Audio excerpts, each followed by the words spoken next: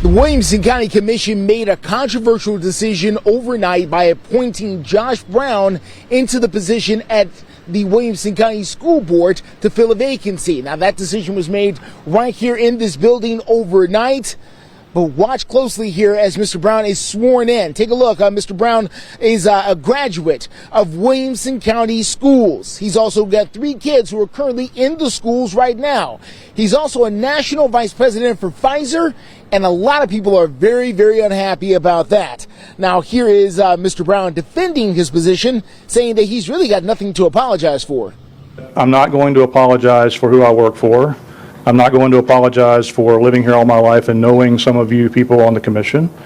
If that's the criticism, I guess I can't do much about that.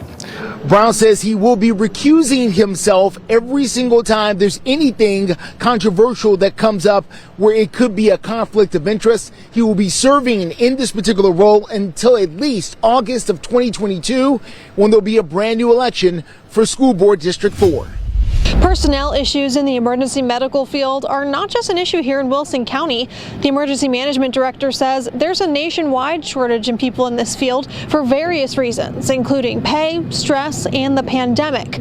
But the Wilson County mayor says they are looking at ways to solve the problem here. When seconds count in an emergency, nearby resources make all the difference. But one Wilson County community didn't have the luxury of local ambulance services over the weekend.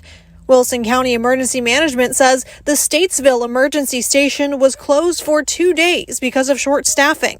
The community was still serviced by stations in Watertown and Noreen, but the emergency director says the closures could have resulted in slower response times. Yeah, we have some issues, of course, with the WEMA here in Wilson County, as well as other departments. Wilson County Mayor Randall Hutto says the county is experiencing the same personnel issues as many places across the country.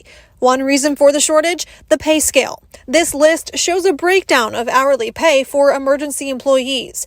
EMTs start at just over $12 an hour in regular pay.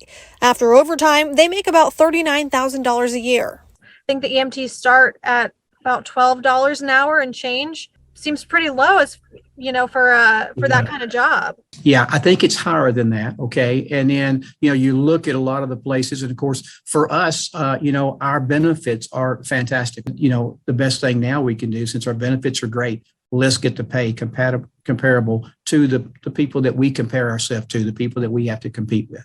Mayor Hutto says the county plans to do a pay study to reevaluate employee salaries, especially in fields they're struggling to fill. Wilson County has experienced an influx of new employers like Amazon that pay higher than many county salaries.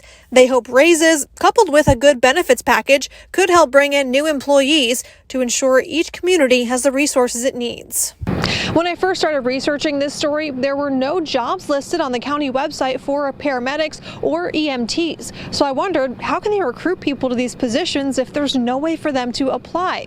A couple hours after asking county leaders about this, they posted 2 new jobs, one for an EMT and one for a paramedic. So if you're interested in applying, you can now find those online. Well, flight cancellations here in Middle Tennessee were just some of the 2,400 that occurred across the country over the course of this past weekend, leading into the early days of this week. And while Southwest continues to stay with its original statement of weather and air traffic control issues, a major airline pilot isn't buying it. After days of canceled and delayed flight notifications, Southwest Airlines continues to blame weather and air traffic control as the cause. Joshua Yoder, a pilot for a major airline, says it does not make sense. From what I've seen, there was not weather in the area that would have caused the cancellations that they're claiming.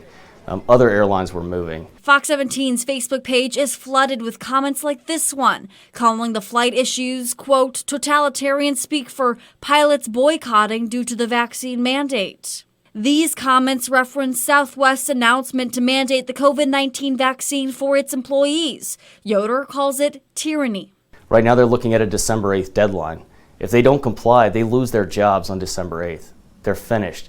The flight issues left Southwest customers like Tiffany Locke in a bind. The Murfreesboro resident was out of the country with her family when she was told her flight had been canceled. We use Southwest for everything, and so this was very disappointing. Fox 17 reached out to Southwest for more on why this airline was heavily impacted by weather compared to other carriers. We were directed to the latest statement saying it expects a more normal operation moving forward and an apology to customers. But for flyers like Locke, who was able to find a flight with a different airline, the weather excuse isn't matching up. The weather and air traffic control just doesn't make sense, and it really was disappointing, especially being stranded outside of the country like that.